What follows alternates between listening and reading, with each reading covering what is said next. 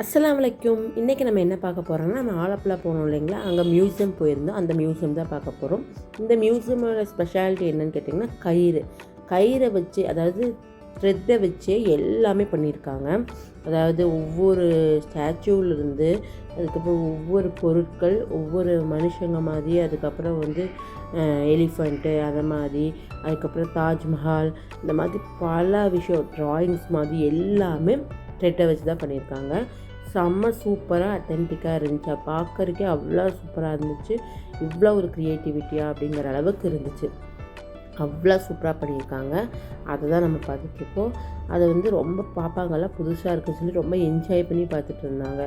ஏன்னா மியூசியம் கூட்டிகிட்டு போகிறது எனக்கு ரொம்ப பிடிக்கும். ஏன்னா பழைய விஷயங்கள் எல்லாமே இப்போ வந்து குழந்தைங்களுக்கு மறக்கடிக்கப்படுது.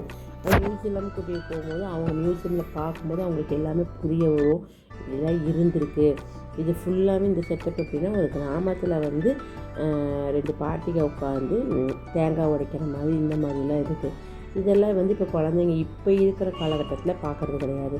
ஸோ அது பார்க்கும்போது அவங்க என்னென்னு கேட்டு நம்மக்கிட்ட தெரிஞ்சுக்கிறாங்க. அப்புறம் நம்மளும் சொல்லி கொடுக்கும்போது அவங்க ரொம்ப அதே மாதிரி கைத்தறி பண்ணுற மாதிரி எல்லாமே ஃபுல் அண்ட் ஃபுல் மியூசியமில் எல்லாமே அப்படியே அக்யூரேட்டாக பண்ணி வச்சுருந்தாங்க. பார்க்கறக்கே அவ்வளோ சூப்பராக இருந்துச்சு. நான் ரொம்ப என்ஜாய் பண்ணோம் அந்த மியூசியமை. ரொம்பவே பிடிச்சிருச்சு. என்ட்ரி ஃபீஸ் ஒன்லி 25 ருபீஸ் தான். நம்ம உள்ளே போயிட்டு நம்ம வந்து எவ்வளோ நேரம் வேணால் இருந்துக்கலாம். நம்ம என்ன வேணால் வீடியோ வேணால் எடுத்துக்கலாம், ஃபோட்டோஸ் எடுத்துக்கலாம். நம்ம வந்து ஆனால் எதையும் தொடக்கூடாது. அவங்க அதில் போட்டுப்பாங்க டோன்ட் டச் அப்படின்னு சொல்லி போட்டிருப்பாங்க. தொடாமல் குழந்தைங்கள பார்த்துக்கணும். குட்டி குட்டி குழந்தைங்களை கூட்டிகிட்டு போகும்போது ரொம்ப கேர்ஃபுல்லாகவே ஹேண்டில் பண்ணணும். ஏன்னா எல்லாமே ரொம்ப அத்தென்டிக்காக பண்ணியிருந்தாங்க. அவ்வளோ சூப்பராக இருந்துச்சு. இது ஃபுல்லாமே மிஷினரிஸு.